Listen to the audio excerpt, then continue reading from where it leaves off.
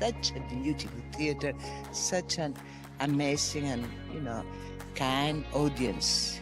So it's been a very, very special experience, and I haven't had one like that in my life. So it's been a lovely evening. I'm really impressed. I wish we had a festival like this in my city. I mean, and I live in Barcelona, so I'm really happy and impressed to be here. It was a wonderful theatre, a wonderful audience, and their reactions were beautiful. I enjoyed it very much. Well, I hope they will enjoy hearing people talking and will be intrigued by things they hear, and then that will encourage them to read, yeah.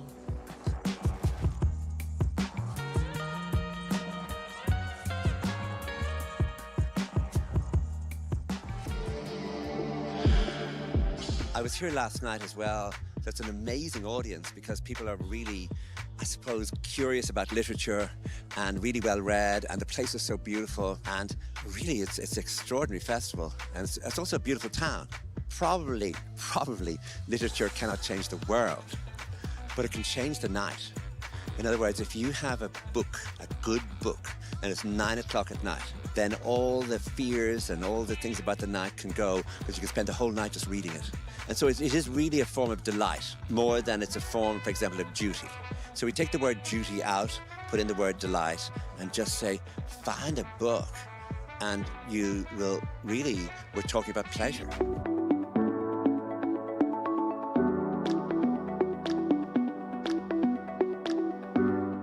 A fost minunat. Nu știu, e o audiență atât de caldă. Am spus, de fapt, că printre lucrurile care mă emoționează cel mai tare e ospitalitatea. Nu am mai simțit nicăieri în lume ospitalitate de tipul ăsta ca aici, specific la Iași, nici măcar în alte părți din România. Cred că e raiul scriitorilor.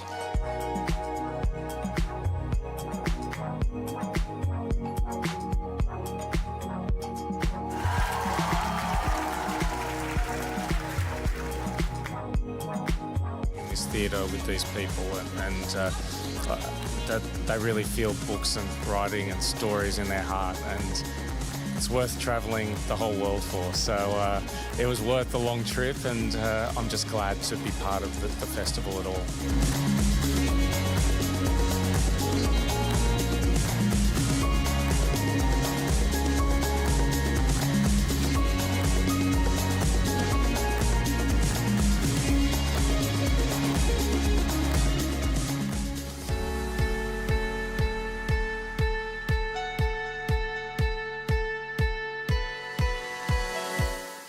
I think people has a lot of sensitivity, so they are very welcoming, and it's lovely because you see an audience who has very good questions.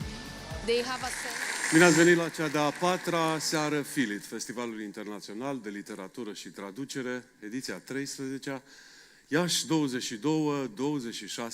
octombrie. Ne-am întors în locul consacrat al serilor FILIT după ce aseară am fost primiți cu multă ospitalitate de Aula Magna a Universității Alexandru Ioan Cuza din Iași. Îi mulțumim pe această cale, le mulțumim prietenilor noștri pentru ospitalitate. Mulțumesc! Am uitat să o fac aseară și trebuia să o spun acum, așa cum am uitat să spun și lista aia cu partenerii și susținătorii noștri. O să-i citesc de 2 ori în seara asta, ce spuneți? Nu, am glumit, partenerii și susținătorii noștri ne iubesc necondiționat și sunt cu noi majoritatea de la începutul FILIT-ului și le mulțumim pe această cale. Doamnelor și domnilor, invitata acestei seri e, după cum știți, pentru că de asta sunteți aici, o celebritate a lumii literare. Ea spunea undeva, oamenii care creează au o relație ambiguă cu timpul. Pictorii, scriitorii, creatorii intră adesea într-o stare de absorpție în care orele trec fără să-și dea seama. La fel și cititorii.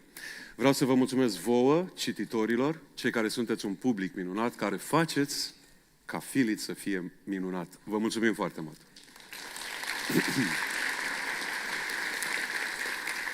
Așadar, FILIT 2025 este organizat de Muzeul Național al Literaturii Române Iași și Consiliul Județean Iași. Trebuie să aplaudați din nou. Mulțumesc! FILIT funcționează în 2025 sub patronajul UNESCO, Comisia Națională a României pentru UNESCO. Este un eveniment organizat sub înaltul patronaj al reprezentanței Comisiei Europene în România.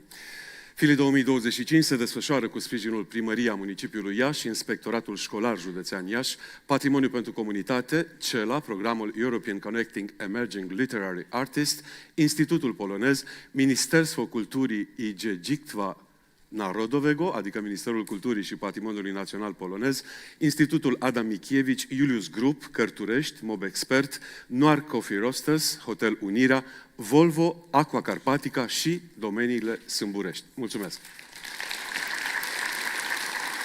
Partenerii FILIT 2025 sunt Institut Français de Roumanie, Norsk Oversetterforening, Asociația Norvegiană a Traducătorilor, American Romanian Cultural Society, Netherlands Letterfonds, Pro Helvetia Swiss Arts Council, Centrul Cultural German Iași, revista A la Carte, Palatul Copiilor Iași, Clubul Logos, Autonom, International Summer Schools Education, Chiralina, librării franceză, Memorialul Ipoteș, Centrul Național de Studii Mihai Eminescu, Revue de Deux Mondes, Muzeul Memoriei, Universitatea Alexandru Ioan Cuza din Iași, Librarium, Pentru, CTP Iași, Compania de Transport Public Iași, Aeroportul Iași și Tudor Personal Tailor.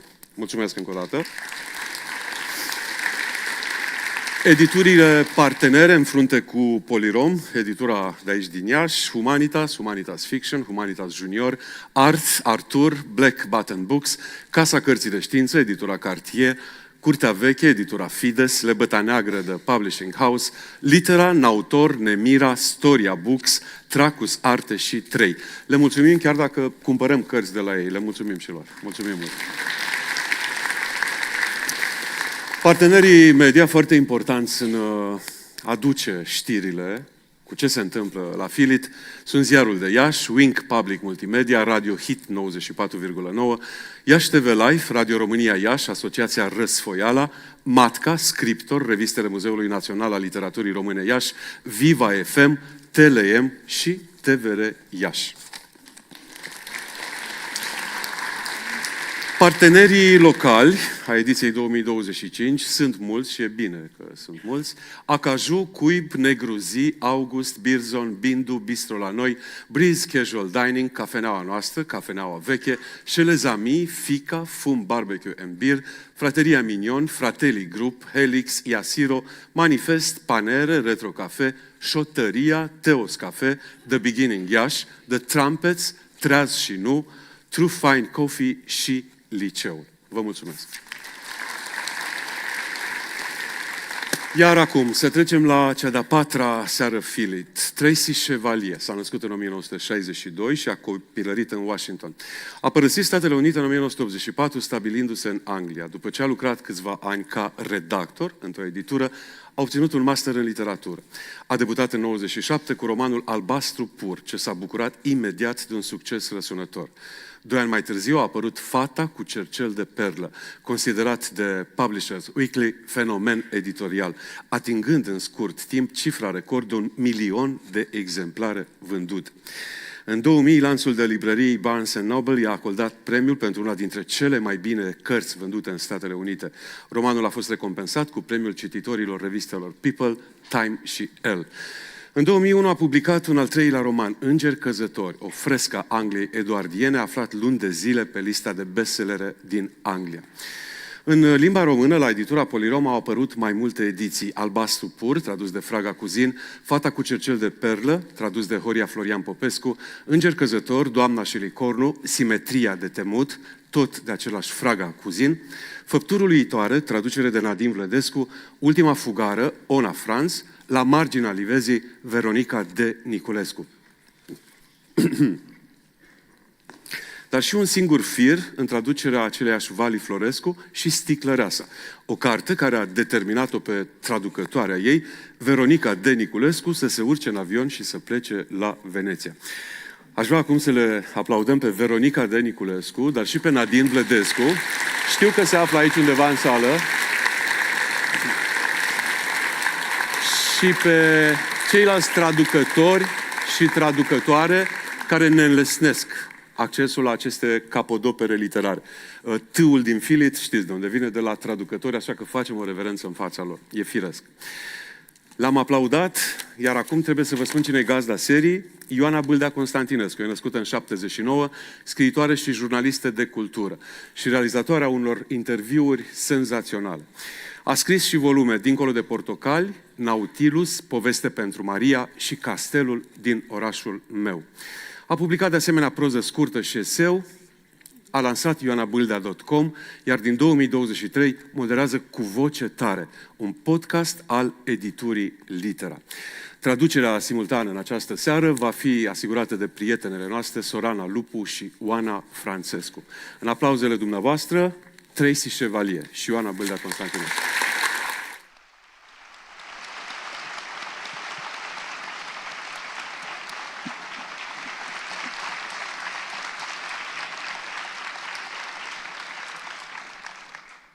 Bună seara, sunt Ioana Bâldea Constantinescu și sunt onorată să fac parte din povestea FILIT. Îi mulțumesc lui Cătălin Sava pentru introducerea atât de frumoasă și vă mulțumesc dumneavoastră pentru că sunteți numeroși aici și, așa cum foarte bine știm, dornici de poveste.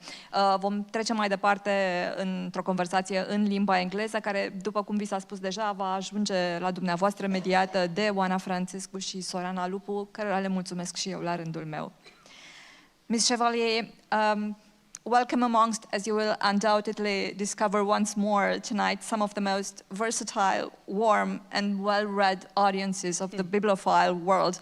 It is my utmost pleasure to introduce you to the wonderful public of FILIT Iași. Thank you. Mulțumesc, mulțumesc. Now, I think tonight we should both try to be weavers of words and to honor the dreamers, the artists, and the beautifully heartbroken characters that you so magically write about. And I must say that after professionally stalking you in view of this conversation tonight, I came across this wonderful quotation that I would so very much like to share with everyone. Now, you say, "I do a lot of research for my novels since they are mainly set in other times and places. If possible, I like to do what my characters do, as then it's easier to understand it and describe it. So I tried painting when I wrote Pearl Earring, quilting for The Last Runaway, needlepoint for A Single Thread, glass beads for The Glassmaker. I visited a weaving studio for The Lady and the Unicorn, spent time with redwoods and sequoias for At the Edge of the Orchard, looked for fossils on the beaches near lime ridges for remarkable creatures." Now, what is it that you most like about your creative adventures? I think what I most like is learning new things and being curious about the world. And when I come up with a subject that I'm going to write about, whether it's glass or redwoods or quilting, I throw myself into it. And I may never have been interested in it before. But once I'm trying to pull a story out of the research, I find myself utterly fascinated. And I get to know as much as I can about that subject. And sometimes it stays with me. I still quilt. And I still look for fossils on the beach. But sometimes I don't go wandering around redwoods anymore, and it just depends upon whether it sings to me afterwards or not. It's beautifully said. Whether it sings to you, it definitely sings to us. That's what I do. I look for the words. Now, the woman makers in your stories are very often interrupted by ordinary life, whether it is housework or a child, a simmering pan, the plague, a lover, a baby. There are very few writers who actually talk and write about these interruptions of ordinary life, about these things that nibble, in a way, at the creative mind. Now, why was it important for you to pen them down? I write historical fiction, and I tend to, not exclusively, but I often write about women in the past. Women's stories, women's voices, that haven't been told before. And women have not had a whole lot of power in the past, socioeconomic. They worked domestically. And their lives and our lives, women out there, are a constant interruption. Am I right?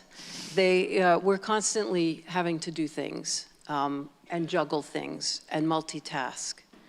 And I wanted to honor that.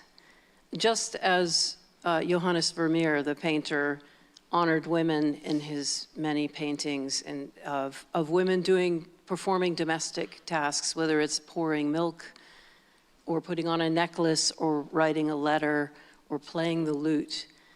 He elevates them by focusing on them. He elevates them.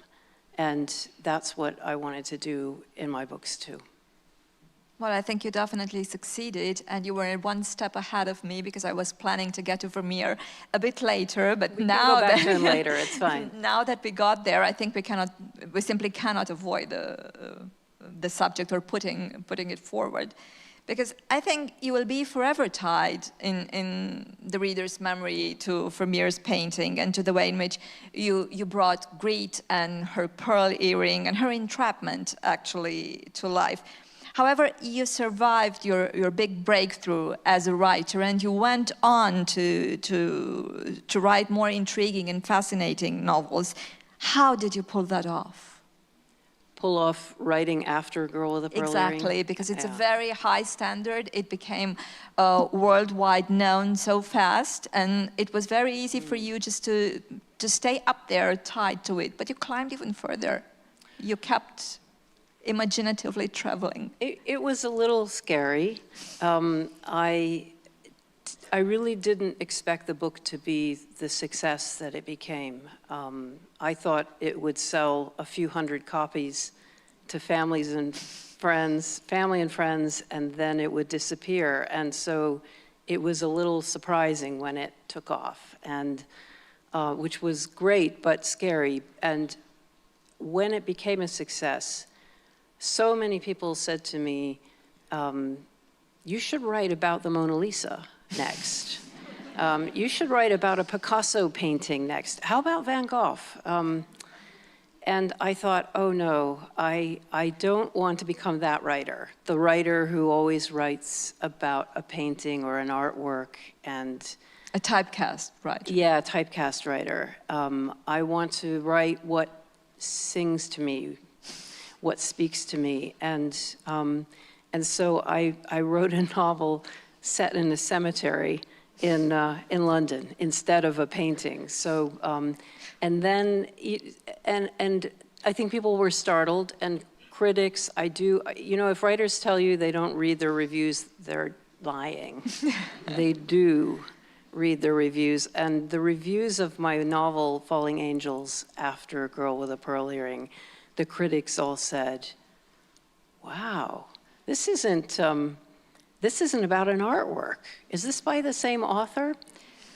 And so the next novel I wrote was called The Lady and the Unicorn, which is about a set of medieval tapestries that you can see at the Cluny Museum in Paris. And it was about their making. And the critics said, oh, Chevalier's repeating herself.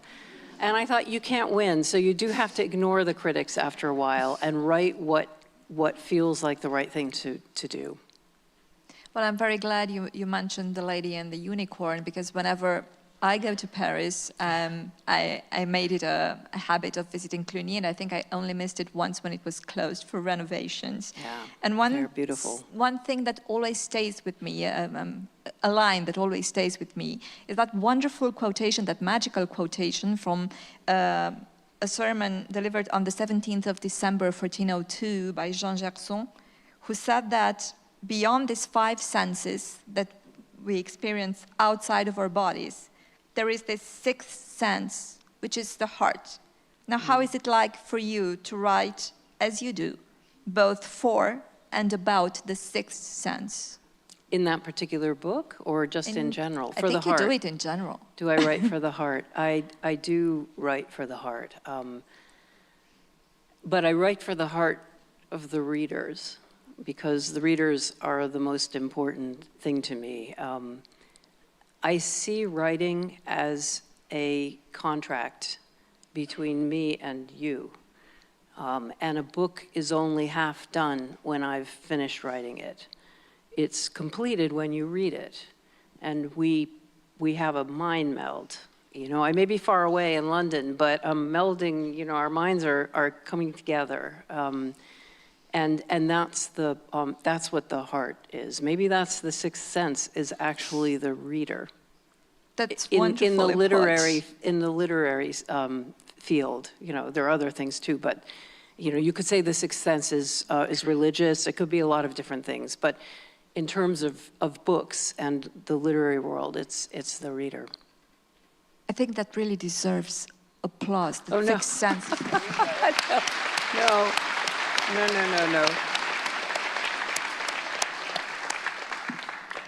See, Juno Diaz got a lot of applause. I'm going to have to work on what I say.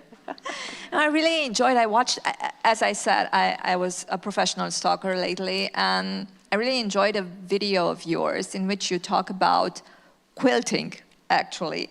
And as I mentioned before, you did quilting for The Last Runway, and you say that in this video that writing is very messy. How is it messy? Well, if you saw all of my different drafts of my novels, you would agree that it's messy. It's a little bit like, quilting. If you turn the back of a quilt over, it's a little bit messy.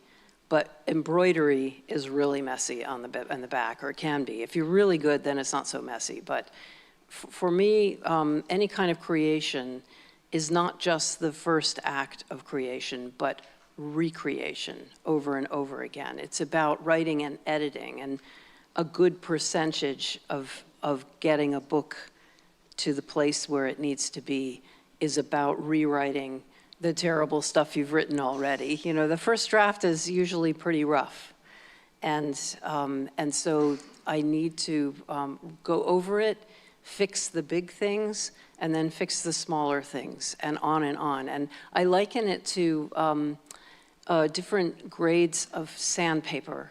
So you know when you start sanding something, you start with the rough stuff and you're sanding that away, and then you're like, you get as much as you can from that, and that's like the big work of the editing, of the chapter's too long, or this character isn't working, why are they here, or this is underdeveloped, or it's a bit lopsided, or it's too long, or it's boring, or it's too short, you know, a million different things. All these things you have to fix. And then you go to the next bit of sandpaper, it's a little bit finer, and you start sanding that. And that's kind of, well, this paragraph is not so, you know, this page is not so great. I need to work on that. And then you get to the finer grain, which is the sentences, and then the words, and then the punctuation.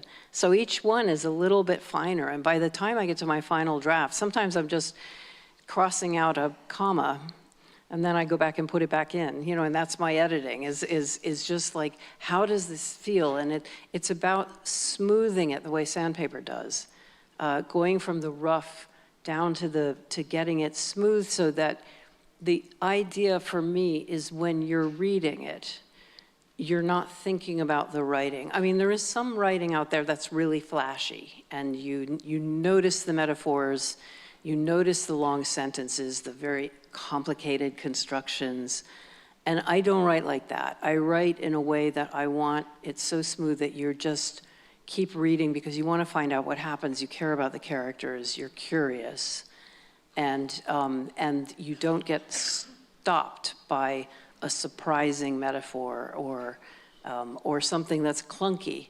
So I spend a lot of time trying to make the sentences not clunky. That's beautiful. And this is a beautiful description of the layers. And while listening to you, I just remembered the family of the Lissier in The Lady and the Unicorn. Like they used to wave the tapestry, and they couldn't see it until it was finished. And they just turned it, they flipped it, And when they flipped it, it was complete, and they saw where the colors are, and they could touch it and assess the smoothness. It's incredible the way a medieval loom worked, because you're weaving back and forth, and you're rolling it into itself. And so you Like a only text. ever see a little bit at a time. And I was at a weaving studio in England where they had recreated a different unicorn tapestry using medieval techniques, and they invited me along to what they call the cutting off. And they cut it off from the loom, and then they lay it out and they unroll it, they flip it over. And they haven't seen it, they'd worked on it for 2 years.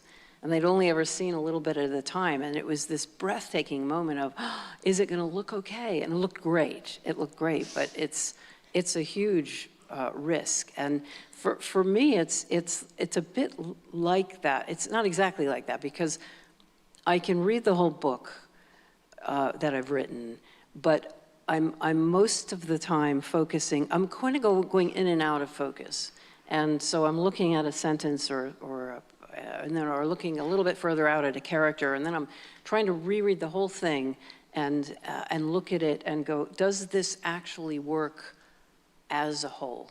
It's kind of like looking at a painting that's a really big landscape, and you are looking at the whole thing, and then you look at the little detail, and then you go back out again. So I spend my days doing that. And it's a little exhausting, because after a while, you've read the same book over and over 10 times or something. It's absolutely, I'm so sick of it. I just want to give it to you. Please take it off my hands. But it's absolutely essential to focus in and out.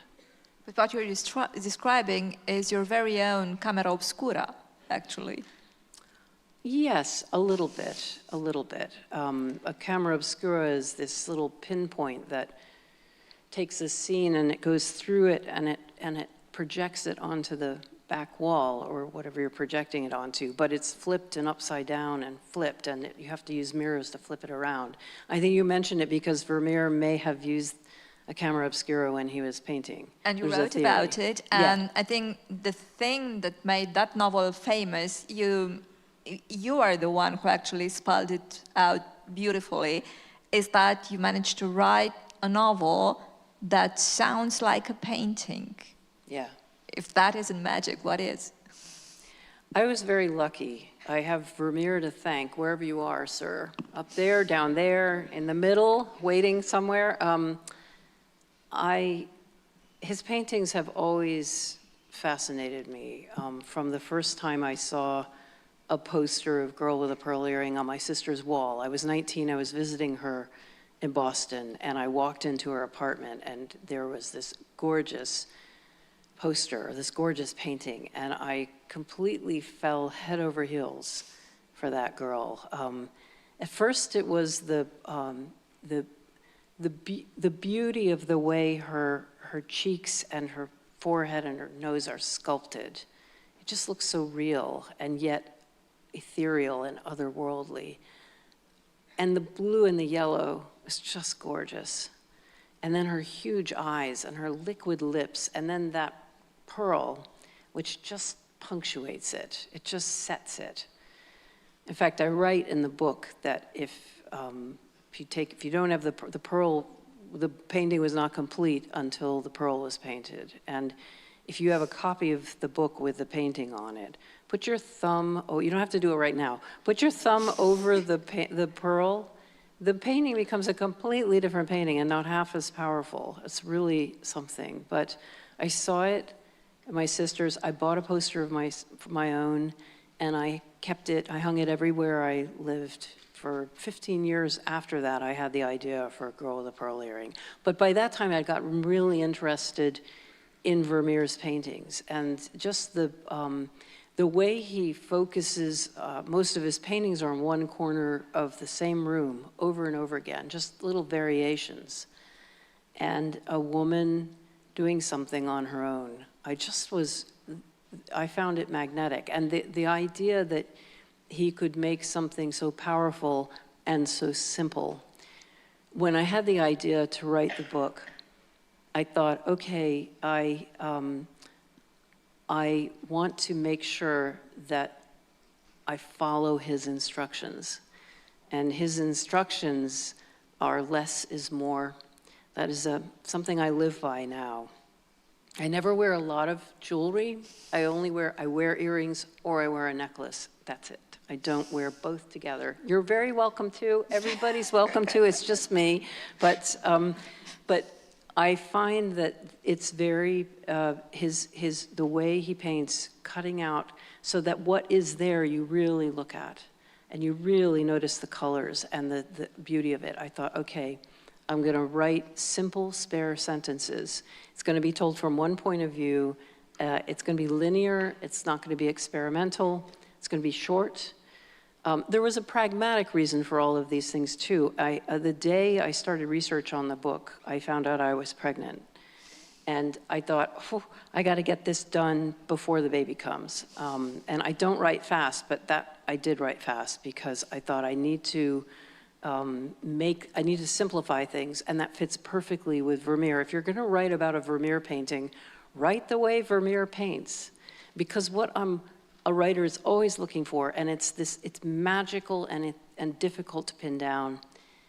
The best books, the story and the way it's told function together so that they become more than the sum of their parts. And I think that's why Girl with a Pearl Earring works, is that I had a template from Vermeer on how to write it like a painting. And by doing that, it elevates the story, and it elevates the painting, and it elevates the prose. Thank you so much. Thank you for sharing that with us. Thank you.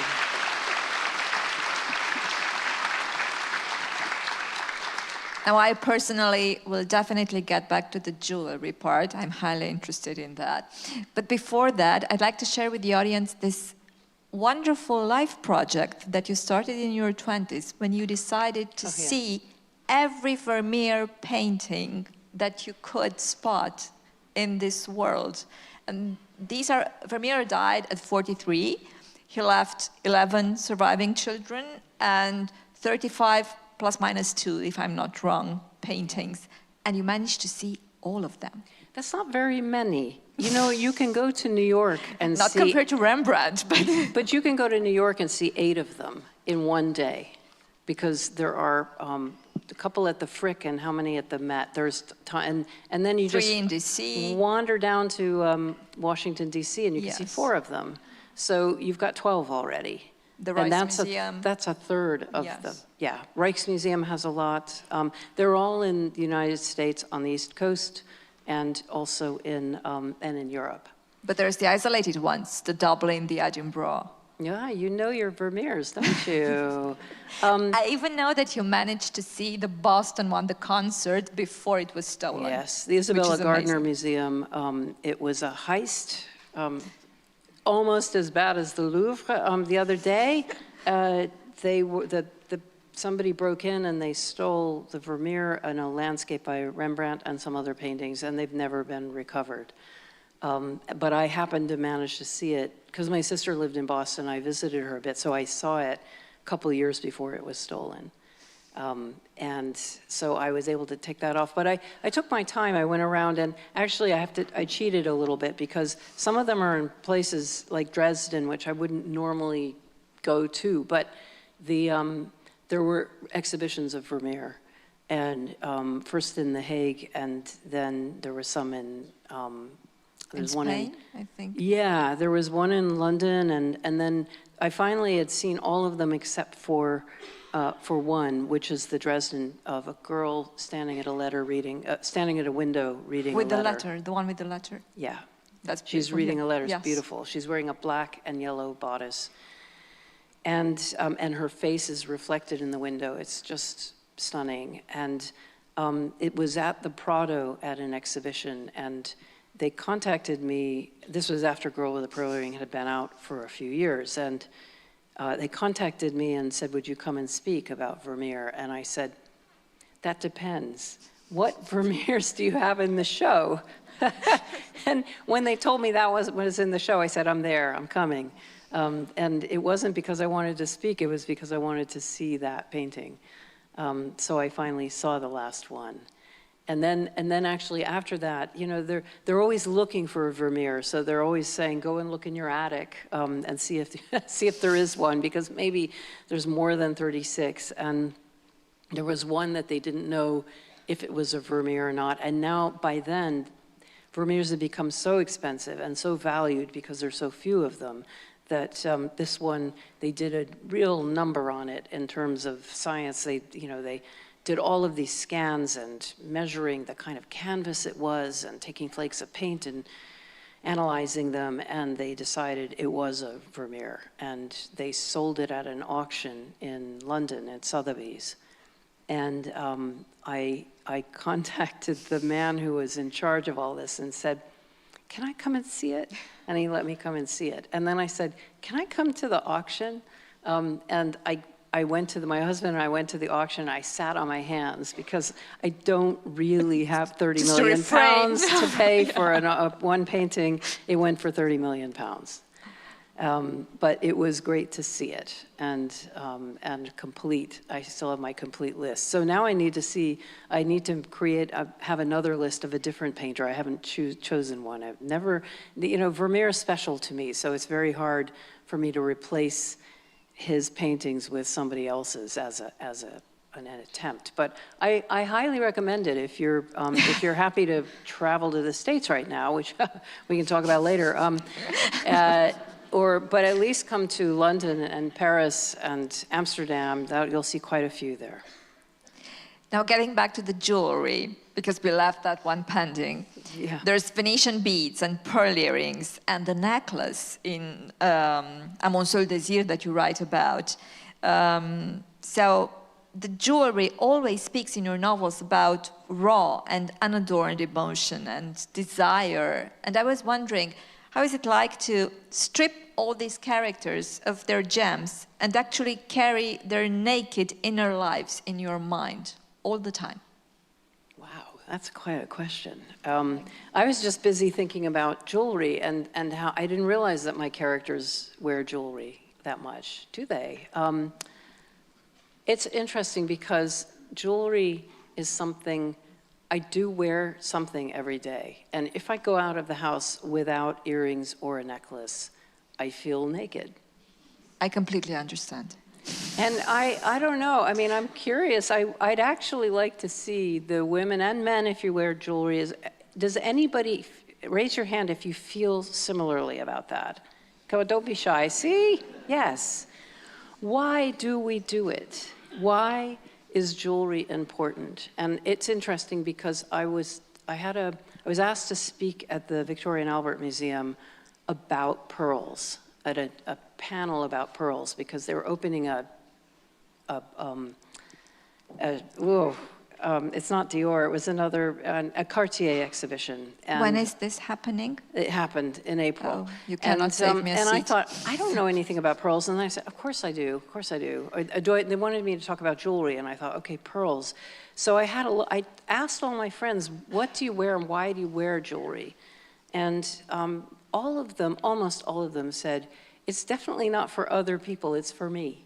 Because it makes me, it lifts me. It literally makes, and I thought, yes, I want a pop of color or glitter or silver, just every now and then gold, to I don't know, to give me a shine, to give me it makes me feel good. And, but that's not why people wore pearls back in the day. So Girl with a Pearl Earring, Greet wears her mistress's pearl, and that's, this is about us, about wealth, about showing off what you're worth. And that's why there's a transgression there, because for Katharina, the wife, the mistress of the household, she should be wearing the pearls because they are showing what she is worth. And Greet wearing it is the transgression too far. Sorry, I've gotten slightly off the topic, but we talked. Not at all. I mean, it is fascinating. So when in The Glassmaker, my most recent novel, what I had a lot of fun with is that the main character, Ursula Rosso, learns to make glass beads. And she can only make glass beads because the workshops are run by the men on Murano. This is an island off of Venice. And women are not, this is during the Renaissance, end of the 15th century. Women are not allowed to work with glass, except they can make glass beads at night at the kitchen table. And one of the characters in the novel, who was somebody who really existed, her name was Maria Barovier, and she was the exception to the rule. She made glass beads, but she had made other glass as well. She says to my main character, Ursula, you should make glass beads. Women can make them because they don't threaten men. They're not worth much. Men make the big stuff, you know, the big expensive stuff, the chandeliers and the big vases. But women can make the beads, and that's what puts food on the table.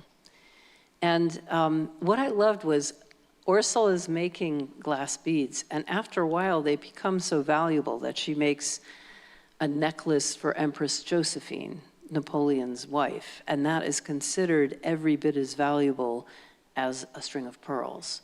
And that's the value of beads. An individual bead is not worth much, but when you do them well and you put them all together, then it's worth something. You know, I was very fortunate to find out about Maria Barovier and about Orsola Rosso and the glassmaker from the translator herself, Veronica de Niculescu, who is also a writer and who is with us tonight.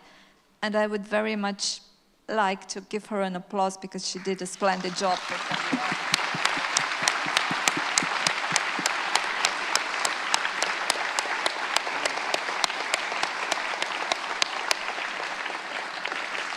I also feel I have to mention the other translators of your work into Romanian. They are Horia Florian Popescu, Fraga Cusin, Nadine Vlădescu, Ona Franz, Vali Florescu.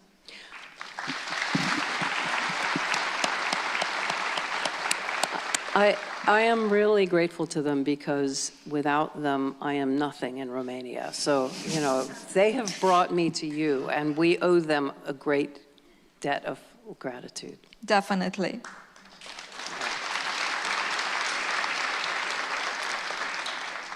Let's get back to Orsola Rosso, your character, who is not stuck in a time frame, but experiences time on Venetian terms, which means that her life spans from, as you said before, the 15th century plague to after the 21st century COVID. Things that appear to stay unaffected in a way, or to me, they appear to stay unaffected by this very interesting way in which you maneuver time, are the desire to make art and the lens through which love makes people see life. Now, the novel itself seemed to me like a Venetian bead slipped to us from a different century. How did you do that? Years ago, I was doing an event in Milan, and afterwards, a man came up to me and said, you should write about Venetian glass trade beads because they were used in trade all over the world and women made them, and you like to write about women. Here's a couple of books I've written about them. And he gave them to me and I thought, wow, you know, readers do come up to me and suggest subjects I should write about all the time. I'm sure you're gonna do that tonight afterwards. Tell me what I should write about in Iași, which is not crazy, I mean, look, I took an idea from a reader and ran with it. But it took 8 years for me to come around to the idea of writing about glass beads. And at the same time, I was just finishing a novel that was set in Winchester in England, in a cathedral. It's just south of London. And my husband had come with me for one of the research trips I did there. And afterwards he said, yeah, that was interesting, but do you think you could set a novel someplace we actually want to visit a lot? And I said, how about Venice? And he said, yes, that would do nicely. And I thought, Venice here, glass beads here, and then they came together. So that was how I got the idea to write it. How I got the idea to play with time, which is probably the most unusual part of this novel. was that when I began researching Venetian history, I realized that I didn't want to limit it to 50 years or 80 years, like the span of someone's life, the span of my character's life. I wanted to, it has such a fascinating history because it was such a wealthy center of trade. And the buildings that you see there now, many of them were built then, and it was because it was so wealthy. And yet now it's mostly a tourist attraction. And it used to have like 120,000 people living there.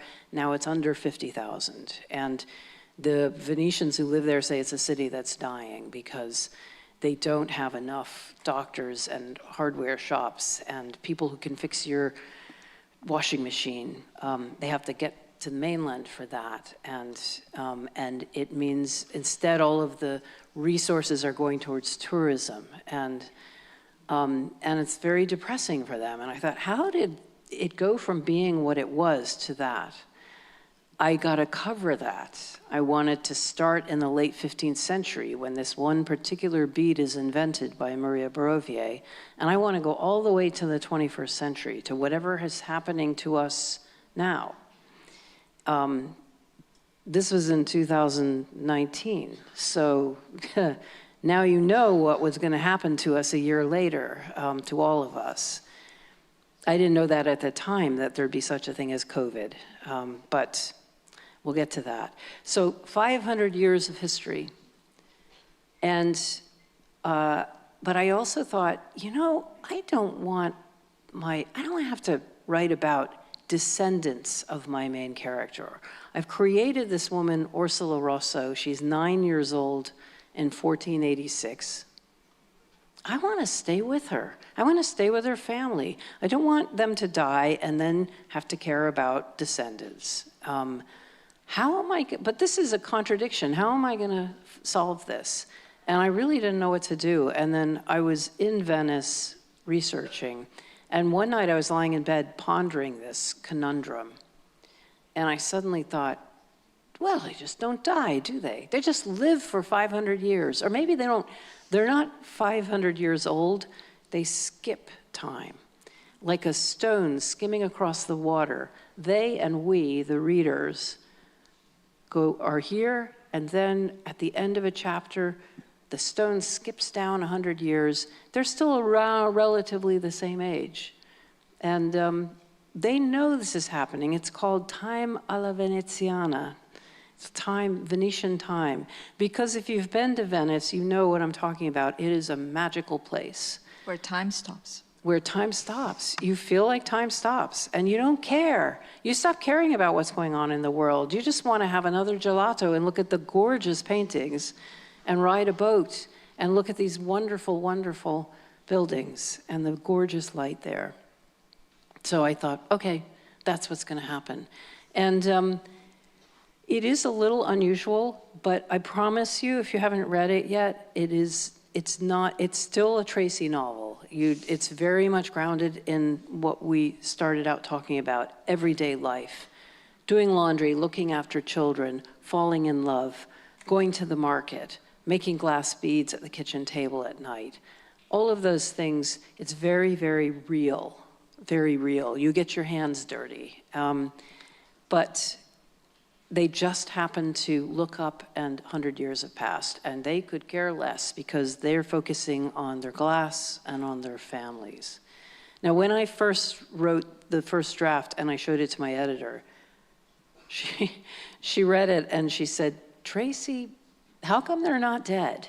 They should be dead. I couldn't stop thinking about that because I hadn't explained it in the book. And so I had to rework it, give you a little framework, a little bit of help. And basically it's a very simple framework that says to you, relax, just go with it. Don't worry about it. Here's how time works, just enjoy it. And so it's made the book a little bit different. And it's certainly been a talking point. Most readers have loved it and not been bothered by it at all. I get the odd person who's very literal and just can't accept it. And I think, you know, I'm not going to please everybody, which is fine. Well, personally, thank you so much for saving Orsola Rosso. I must say that while reading, I kept looking for paintings in which women wear the gown she receives from Maria Barovier, and I found quite a few. I'm going to share them with you. But anyhow, it is very strange how FILIT works its magic, because last night there was Michel Bussy on stage for FILIT with Marius Constantinescu, and they talked about the Vermeer painting about the geographer. So it's in a way mirroring the fact that we get to talk about this tonight. And I prefaced my question because my next question is a bit of a cheat. I have it from you. You have the... Yes, I have the question from you. You actually served it to me when you said that somebody noticed that there's a lot of plague in your novels. And I was thinking whether, just as tonight mirrors or is somehow in conversation with last night when the geographer was mentioned, your novels actually talk to each other and they're visited by similar motives, maybe similar images, music, and plagues. Probably what you're, in a nice way, the nicest possible way, you're telling me I'm repeating myself. Not at all. I'm just saying that your novels are somehow, so this is exactly as the time functions alla Veneziana. I think there's a time, a sort of way in which literature and time function alla Tracy. Maybe. You know, that's for PhD students to answer. I do get students writing to me or doing master's degrees on it or whatever and interviewing me, and they say, you know, they'll say something like, you know, you do have jewels all through your novels, or you have plague all through your novels, or you have this, that, and the other. And I think, do I? Wow.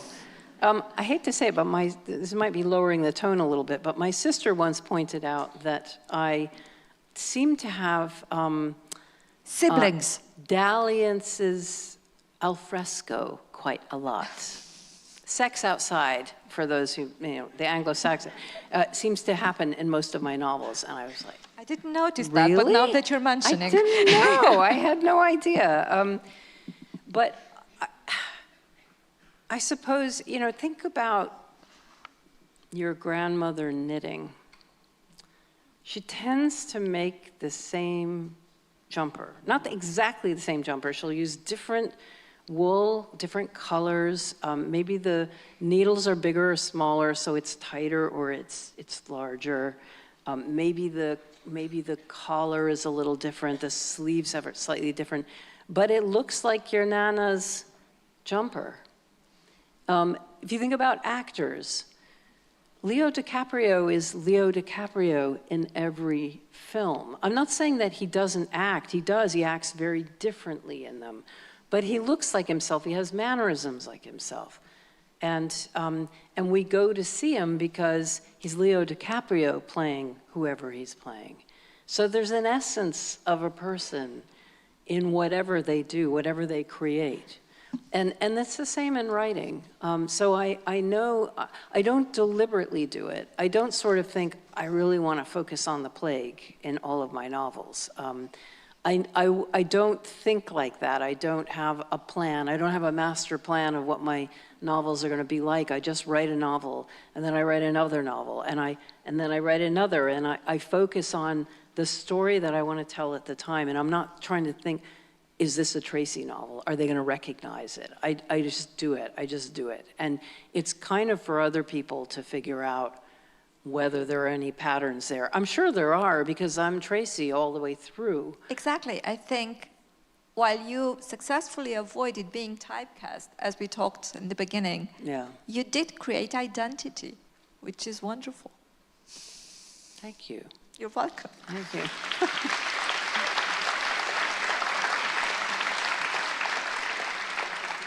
What is the most important thing that writing gave back to you?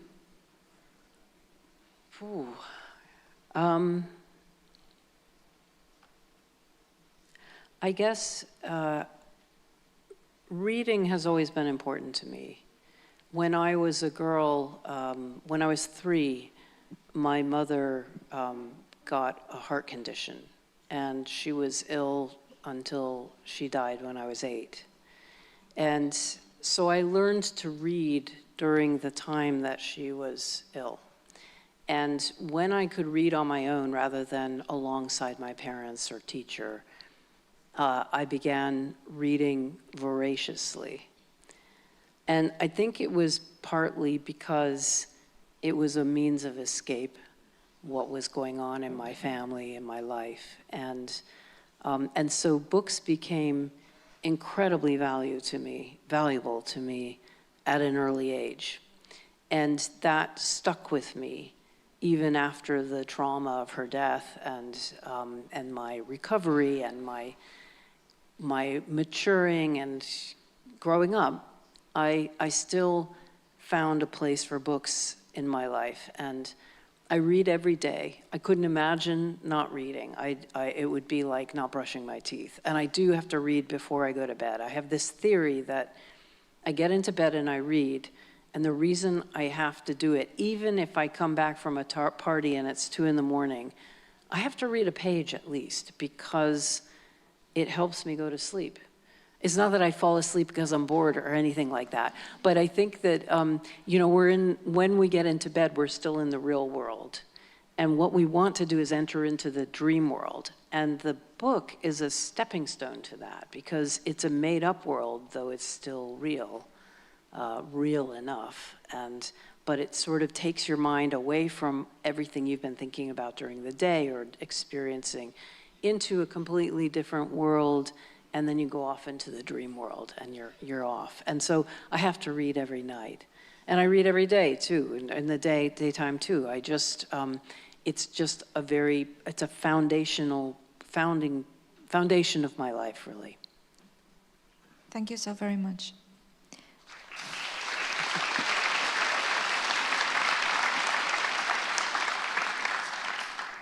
There is this wonderful piece in The Guardian that you wrote about writing in 2016. I always hate it when people quote things, because I often think, maybe What did I say? Maybe I feel differently now.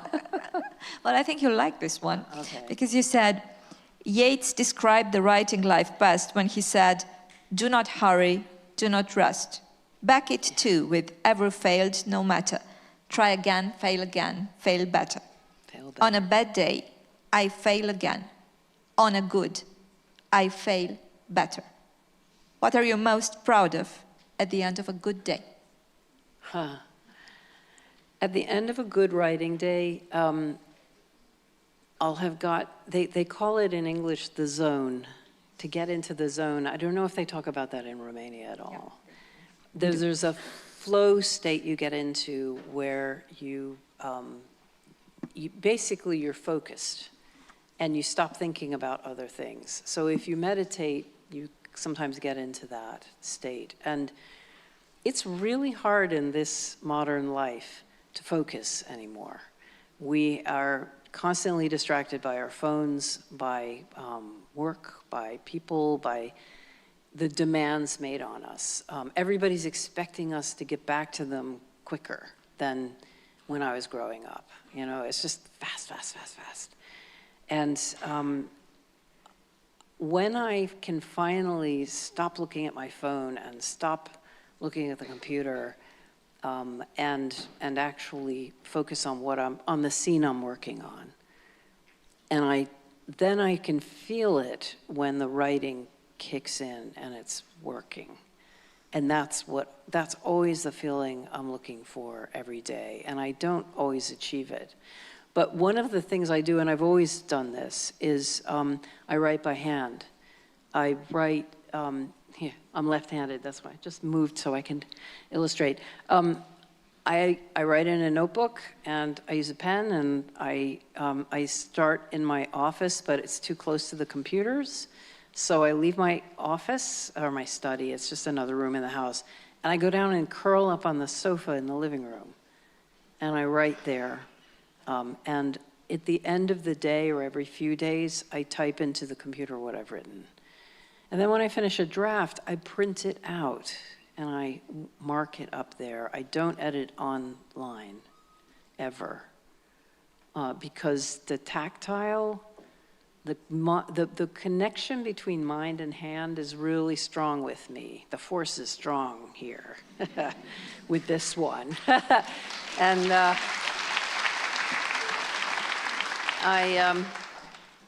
I just feel like, also I type pretty fast, and I think slower than I type. So when I'm thinking of a sentence to write, and I'm thinking of the words, the speed with which I write them is about the right speed. It's in sync with my brain, and that just feels good. It feels right. Now, I'm not saying a computer isn't useful. It's very useful for editing. So I edit on a piece of paper, on the draft when I print it out. But then I go back and it's a little bit laborious, but I put the corrections into the computer, and I do that back and forth through several drafts. So I have lots of paper all over the place. And I brought some paper with me on the flight from London to Yash to edit. And the person sitting next to me looked a little puzzled. What's she doing? She's writing? Like with a pen on paper? You know, that's kind of crazy. Why aren't you on your phone? But he didn't say that. He was very polite. But I know he was a little bit surprised. And all of my writer friends are just like, geez, Tracy, it's the 21st century. Just write straight onto onto your laptop or your computer. And nope, not me, not me. Well, I'm very envious of the person sitting next to you, because the person sitting next to me when I was about to embark my flight was checking dentistry scans. So I think checking his what? seat, dentistry scans. Oh. So I think his seat was more interesting than mine. But you mentioned the speed of things evolving around us and us having to adapt all the time. And I was wondering, how do you turn the noise of the world down so that you can listen to what your characters whisper? It's difficult. The writing by hand helps, but I think one of the biggest challenges to that was the pandemic for me. When we went into lockdown,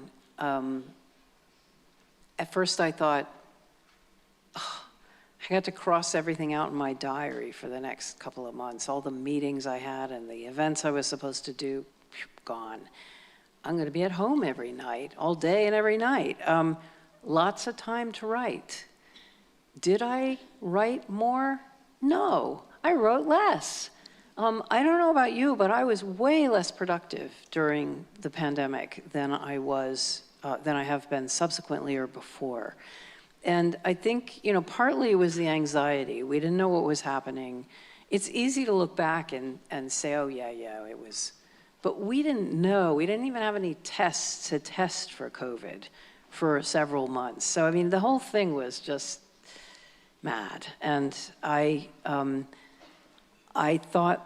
realized very quickly, though, that what helps me to write is stimulation, is variety. I need other people.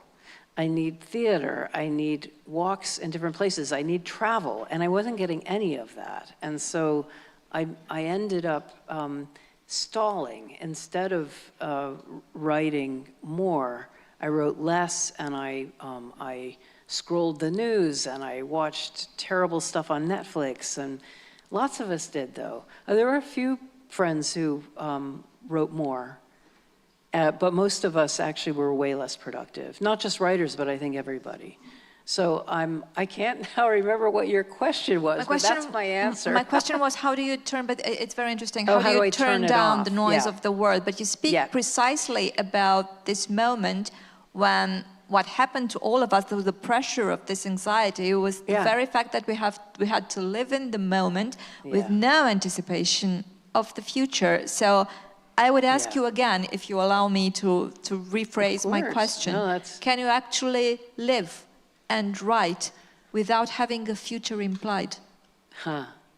Well, it's a good question. Yeah, I think I do. Put it this way: I write better when I'm busy, when I'm too busy, and when everything's slowed down, I slowed down, and so I need the push, I need the variety, and I guess I do need the future to know where I'm going. And during that time, we really didn't know where we were going, and I think it stopped a lot of us from getting anywhere.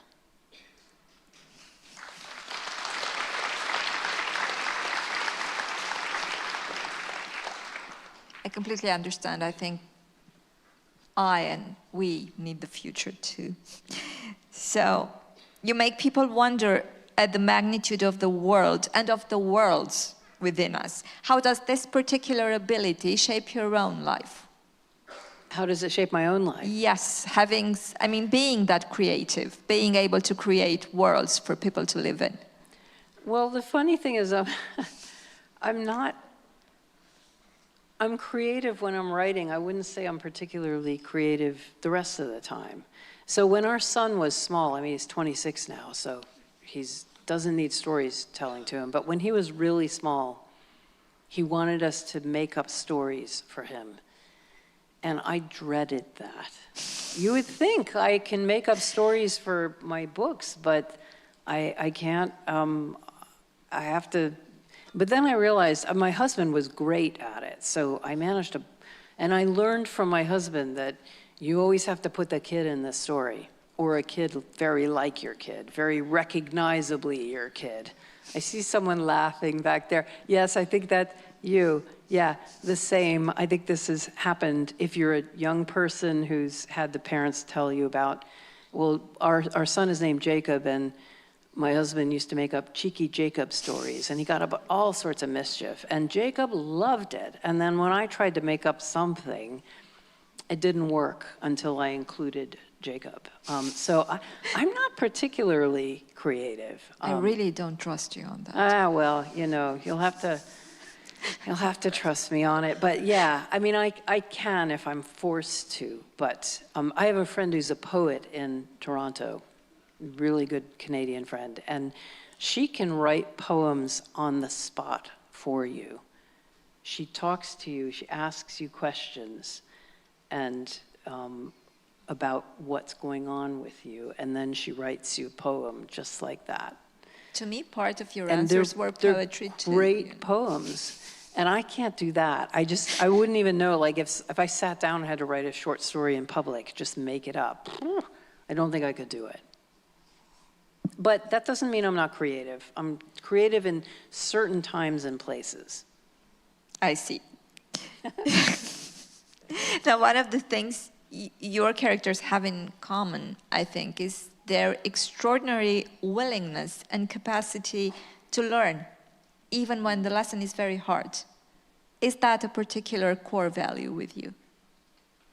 Yes, I think one of the undersung qualities of a person is flexibility. And we do get awfully rigid about our thinking. I would say particularly now, in 2025, there's a lot of rigid thinking out there. And I think I want people to be open and to the world and flexible in their thoughts. Yeah. Oh, you're looking at people's questions, aren't you? I'm looking at She's people's getting out questions. her phone. I love it. And yes. I have this wonderful app that the wonderful people of FILIT gave me with questions coming from the public. And since there are a lot of questions, I was wondering whether we could start answering a few of them. Okay. And Did you mention the QR code? Did they know about it? Yeah. Yes, they do know about it. Okay. And now we already got a lot of questions, Okay. So, I love questions from the audience because very, you just never know what's going to happen. Exactly. And to be very honest, I'm going to keep one last question for the end of the evening. Of course. Okay. So, there's really a lot of questions. which painting of all the Vermeer paintings you saw would you have hung on your wall? Well, we'll leave aside Girl with a Pearl Earring because that's kind of a given. So I'd have 2 Vermeers, that's one of them. The other, it's a toss-up between the painting in Dresden, which is called Girl Reading a Letter at a Window. I mentioned it before, with her face reflected in the window. Where is that one exactly? In Dresden. In Dresden. In Dresden.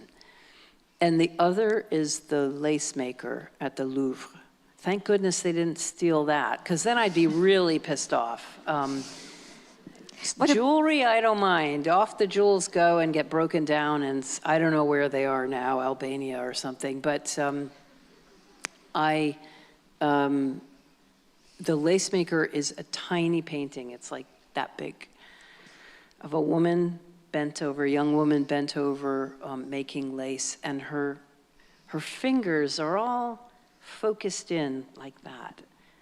And coming out of the box of lace, the fingers are very carefully done, and the lace is like a Jackson Pollock painting, like it's red and white, bits of thread coming out, just sort of swirled. And Vermeer doesn't do that very often. He's really controlled, and so this is so surprising, and it's so beautiful, and it's a hymn to or a celebration of making. And that's... You chose a maker again. I was about to point that out. Yeah, yeah. So it's not surprising what's what I would choose. What form of art would you choose to describe the state of the world? Oh, a Jackson Pollock painting, maybe. So many. What book did you bring to read here in Iași? I have still on the other question. Hang on, I'm still on that other question, because Jackson Pollock is, you know, that was facetious of me. I hate to say it, but I think we're starting to get into the realm of those 1930s Russian Stalin posters. I wish we weren't there, and I hope we don't get there, but that's what it feels like to me. Okay, you asked... What book did you bring here in Iași? Because you said you read every evening. Continuing on that theme, you know, I do read lightheartedly sometimes, but I'm reading a novel that was written in 1934 called Crooked Cross by Sally Carson. It was just reissued in the UK, and it's become an unexpected hit. And it takes place over the course of 9 months in 1933-34, and it's just when Hitler comes to power, 1933.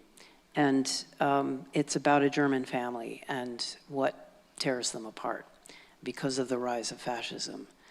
And I wouldn't say it's entertaining exactly, but it's an essential read. However, I did pack something lighter. It's the 250th anniversary of the birth of Jane Austen. And I thought I would reread a Jane Austen in honor of her. And I reread Pride and Prejudice not that long ago, but I haven't reread Emma in a long time. So I brought that for my light relief. Now here's a very interesting one. In your view, should literature expose or oppose the historical housewifeization of women? Okay, I think you need to repeat that, because... So should literature, it's complicated, but it's interesting. Yeah. Should literature expose or oppose the housewifeization of women? Wow, housewifeization of women. I'm wondering whether the questioner is suggesting we're going backwards, like the trad wife thing on Instagram of, you know, everybody getting into sourdough baking and having the kitchen be perfect for your husband when he gets home, kind of thing. And there is a little, there are people doing that now, but hopefully it's a passing phase. Though sourdough bread is good, I'm not, you know, as long as everybody makes it, not just women.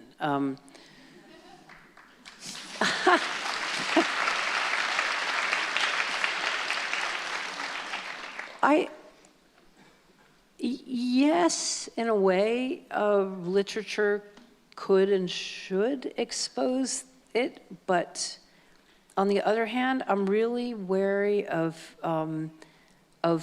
books that try to push an agenda.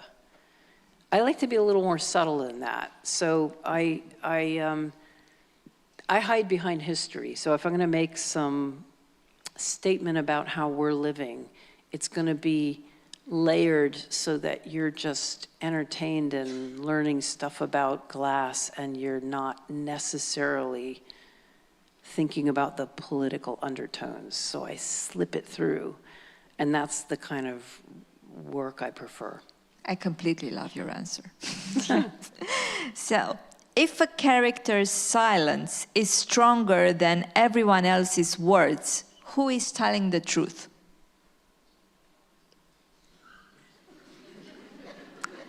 So, oh boy. If Okay. a character's silence is stronger than anyone else's truth, who is telling the truth? Is it silence or the words? It's very interesting. It's about the silences in between the lines. You're very philosophical. Yeah, okay. I I'm not warned getting you. an easy ride here, but I'm going to work on I told you from this. the very beginning. So, yeah. I am big on silence. It may not sound like it because I'm talking a lot tonight, but I live by, as I said before, less is more. I think in the musical Hamilton, Burr says to Hamilton, speak less, listen more. And he's so right. You really learn a lot when you listen. And when people speak less, but when they do speak, others really pay attention. And I don't think that is about truth or not. I think it's about the way of having a dialogue that is not a monologue, but is a quiet, there's pauses, there's listening. On the other hand, whoever it is out there is asking it, could be saying, are we being, if we're silent about something instead of calling it out, are we colluding? Probably. Not always, but probably, sometimes. So there are a lot of ways to interpret this question, and I'm sticking with the first one, but I understand the second one. The question comes from Richard Deacon. We have a lot of anonymous questions, but this one is named, so he's the one who came up with the question. I have another very interesting one. Andrei Tarkovsky said, a book read by 1,000 different people is 1,000 different books. Do you agree with this? Yes, absolutely. Absolutely. And sometimes people come up to me and talk to me about something I've written, and they're just so out there with their interpretation or how they felt about it, and I think, wow, I never thought of that. But that's the beauty of it. I think that it is all about, I go back to the contract that we have, you and I, that we are creating this book together. But it is going to be 1,000 different books, or 900. I think there are 900 of you here. We're going to have 900 different dialogues, and that's what's so great about. Reading is such a wonderful thing, because you take a world that somebody like me has created and you read it, but you're creating the world in your head, and that world's going to be different from mine, and that's good. That's great. It's like it's so delicious making up another world. And so I think that it will be, I hope it will be 900 other worlds. I remember this. It's so delicious making up another world. Yeah. I truly love it. Do you write every day? No, I should, but I don't. I take weekends off, and also historical fiction requires a lot of research. So I have my research phase and my writing phase, but they kind of blur into each other. So when I'm writing, I often start writing a scene and then I think, oh, she's taking the laundry out. How is she going to do that? How do you do laundry in 15th century Venice? I better find out. And so I'm constantly having to drop and thinking, oh, great, I don't have to write, because writing is hard. And researching is much easier. It's much more fun. It's much easier to read someone else's words than create my own. So I stop and I go and look things up and I figure it out, and then I go back and write. But when in a good writing phase, I write every 5 days a week, and not always 8 hours a day. It just I don't need 8 hours. What I tend to do is I try to write 1,000 words a day when I'm writing, and that's like 3 pages. It doesn't sound like very much, but it takes a while, and it pulls it out of you. And sometimes I write a little more, and I feel really smug, and sometimes I write a little less and feel like, oh, bad, guilty. But 1,000 words is a good amount, because it means a scene in a book is generally, 3,000 or 4,000 words long. So it means I spend several days on one scene. And I think of it as like when you're painting a wall with a roller, you don't just go straight up and down, because you can see the seams. You go like that and up, all different directions. And every day I work on a scene, I'm a slightly different person. So I'm going at this scene in different ways, and I go back over the scene too when I'm writing, and that smooths it out and makes it, gives it more texture. I really like this next one. Why did you choose dolphins for the glassmaker? Yeah, the dolphins in the glassmaker. So for those who haven't read it yet, there is a love story in the book, and Ursula and Antonio gives Ursula a little glass dolphin. And throughout the book, she accumulates quite a few of these over 500 years. And I chose the dolphin because I knew I wanted him to make her something in glass, something little she could carry in her pocket. And during the first lockdown of the pandemic, there was a story that went around that dolphins, because it was so quiet in Venice and there were no boats and the water became clear, dolphins appeared in Venice. And everybody sent me that story because they knew, all my friends, because they knew I was writing about Venice. And then my Venetian friends said, that's not Venice. That's a fake news story. That's actually, if you look at the background in the houses, it's Sardinia. And it was, somebody just made it up. And I was so disappointed. I really wanted to believe in those dolphins. And so I thought, well, I'm gonna have him make her a dolphin and then have that be the symbol throughout. And then, so then when I was writing about the pandemic part of it, I wrote about this fake dolphin sighting. But by then, by the time I got to that, it was a year later, and there's another lockdown, and lo and behold, a real dolphin did appear in the Grand Canal. It got disoriented, came in from the sea, and there were no boats around, and they gently maneuvered it back out to sea. And so I was able to put that into the book as well. And the dolphins, in a way, represent our hope that nature is going to restore itself, that we're going to, that dolphins are going to return to Venice, and that being such a potent visual symbol. So that's how I came to use it in the book. You know, magic works in very mysterious ways, because while this app was popping questions one after the other, and you were telling us about the dolphin, my husband just texted me telling me that there were dolphins in Canal Grande. It was in the news this morning. What?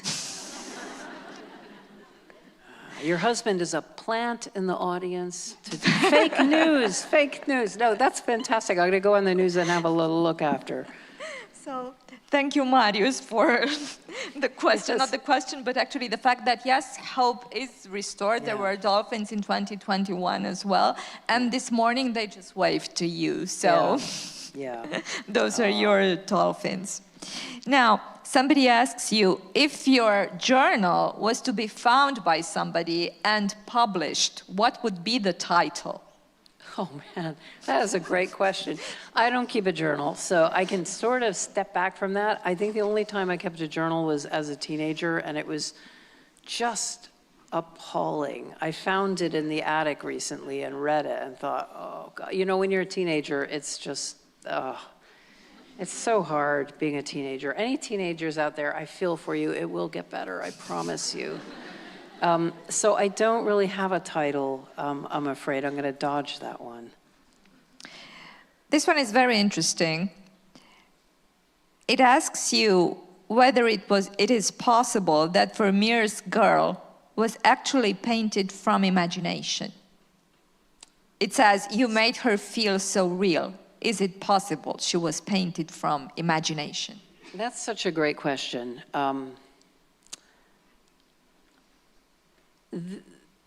The theory about her, I mean, there are various theories, including a new one that she's representing Mary Magdalene, which I'm like, yeah, no. I haven't read the book yet, so I can't really say it's definitely no, but seems kind of unlikely.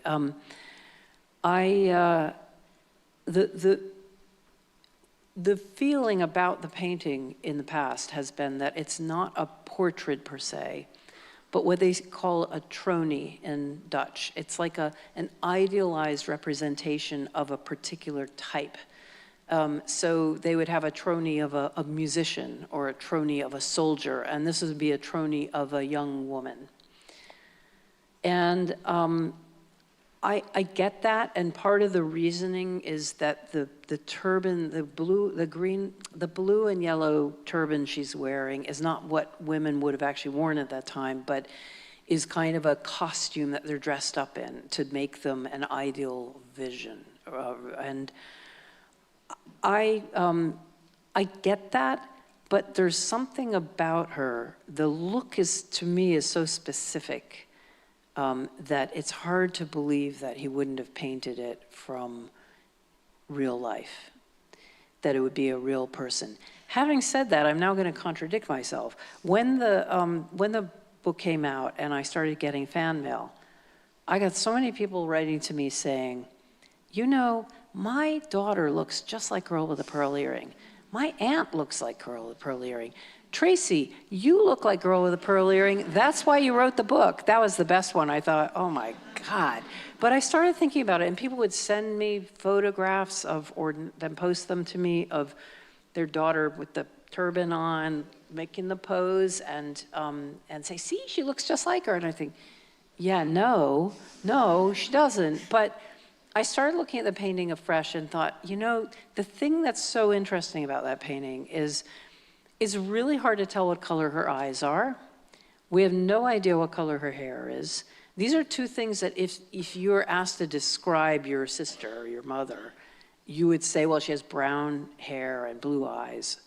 Her face is turned in such a way that we can't even see the line of her nose. So we don't know what her nose shape looks like. It's also turned in a way that we don't have the full-on face, so we can't really see what the shape of her face is. So all of these things have been generalized to a point where it's very easy to look at somebody and say, you know, you look like Girl with a Pearl Earring. You're wearing a pearl. Put your hair back in a bun. And that's what's in some ways the genius and surprise of that painting, is that it is so universalized.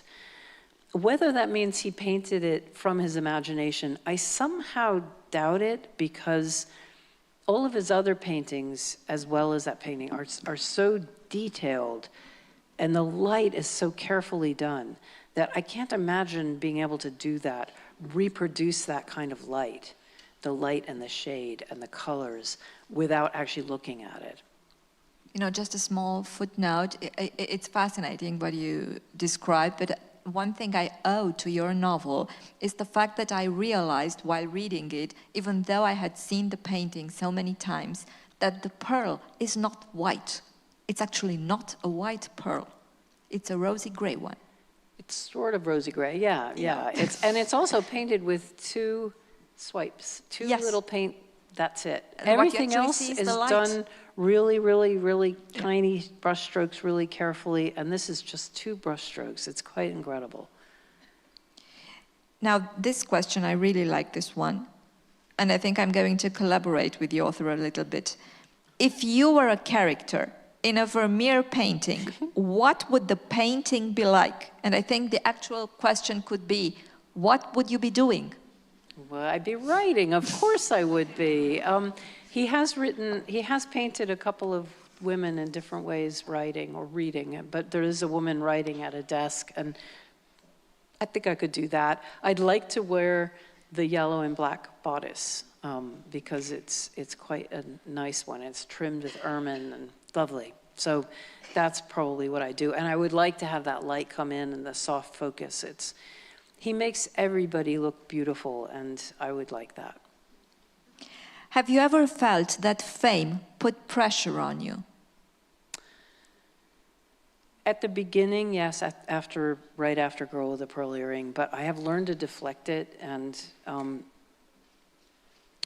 this evening has been all about me, but if you ever spend any time with me, I ask everybody else questions. I deflect from myself.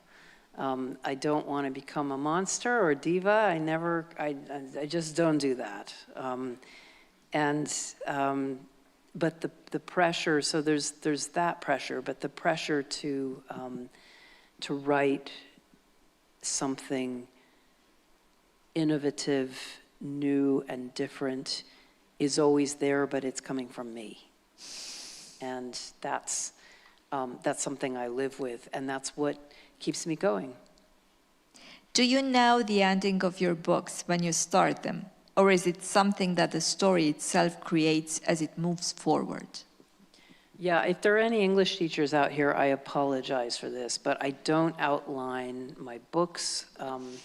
Every English teacher will teach you when you write your essay, you have an outline and you know your beginning, middle, and end, and I don't do any of that. What I do know is where my main character is emotionally at the beginning of a book and where they end up emotionally at the end of the book. I just don't know how they get there in terms of the plot.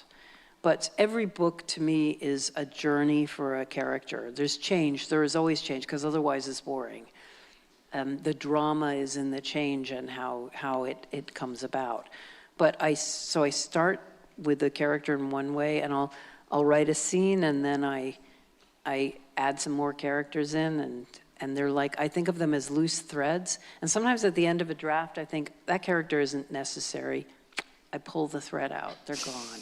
And others, the character suddenly, unexpectedly becomes really important to the book. And I build them up. But each scene comes out of the next scene comes out of the last scene, and it keeps going till I get to the end where they have changed.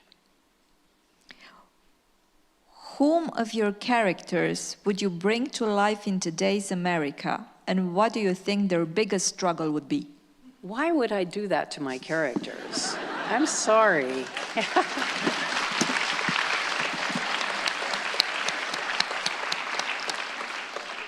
I would bring any of them to Yash. This would be great fun. I will answer that other question, but I just wanted to say I've had such a good time here, such a great time. And one of the best things I did was I went to the cathedral, and being ignorant of all history here and what's important, I was walking by. This was thankfully on Thursday and not on today when the queue is huge, but I saw a queue. And I thought, a line. And I thought, I'm going to go into that cathedral. I'll get in line. And I thought it was the line to buy a ticket to go in.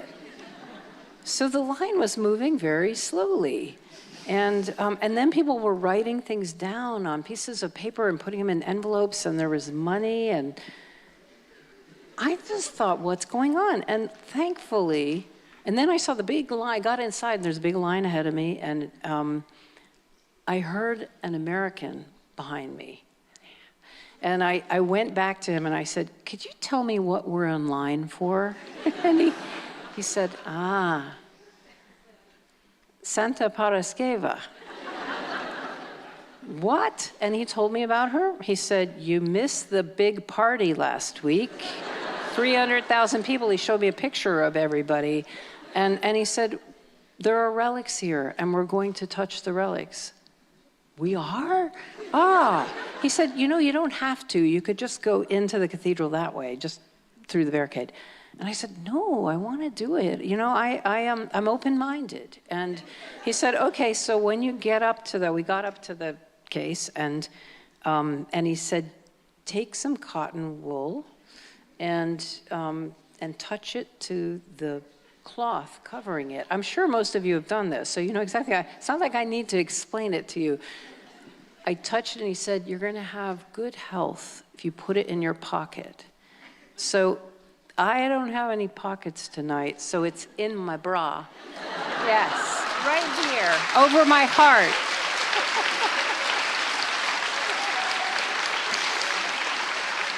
So if I could bring any of my characters here, I would bring them to stand in that line and do that. It was wonderful, and incredibly, the passion and emotion of that moment was really strong. The force is very strong there, and I was delighted to do it. In answer to, like, what character would I bring to America today? Well, I'm not really keen on going there myself, so I would have to put them on a plane and send them over. The problem is, quite a few of them might get turned back at immigration because they're not American. So I would have to choose one of my American characters. I would probably choose Sadie Goodenough from At the Edge of the Orchard. She was a tough old pioneer, and she would give them all what for. She would fight her way through.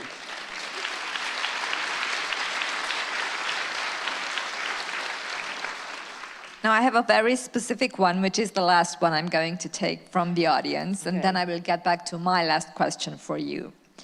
Why is Stella from The Glassmaker a ghostly character, yet important at the same time?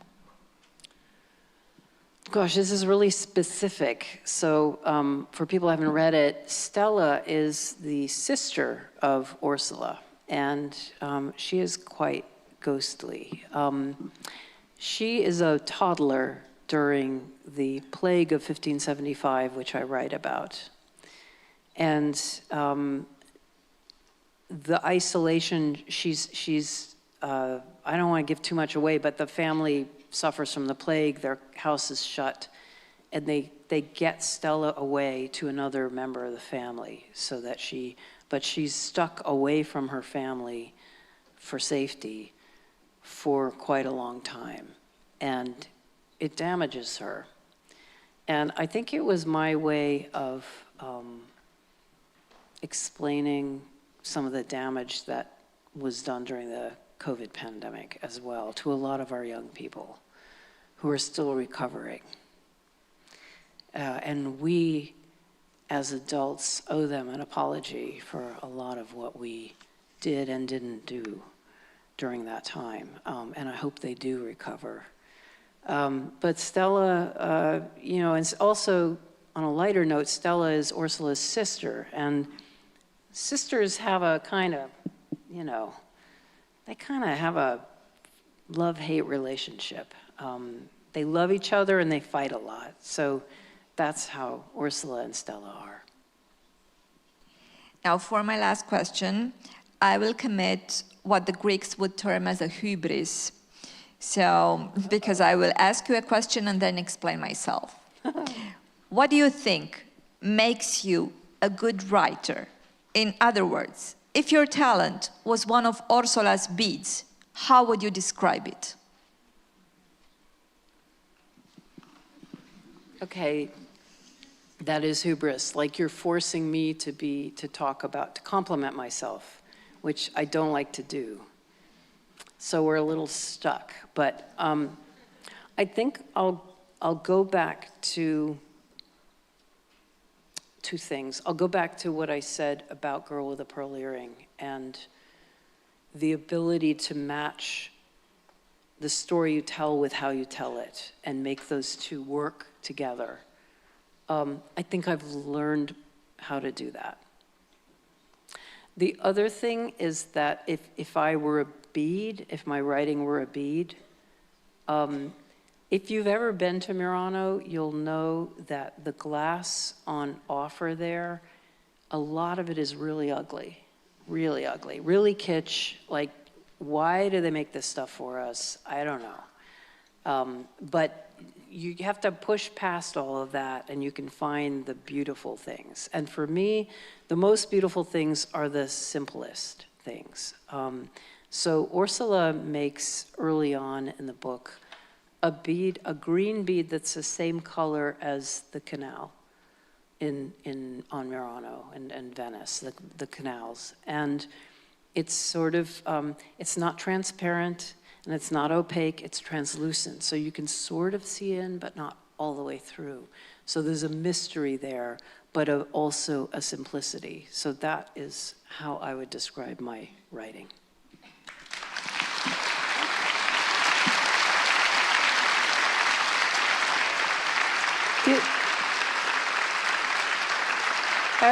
Did I pass? Did I pass that question, that difficult question? I think you completely proved my point that you are terribly creative on the spot. So what you're saying is I should start writing short stories in public for the, yeah, like quickly, yes. Thank you so much for a magical evening in the FILIT Festival and for giving us all tonight dolphins. Thank you. Thank you. Thank you.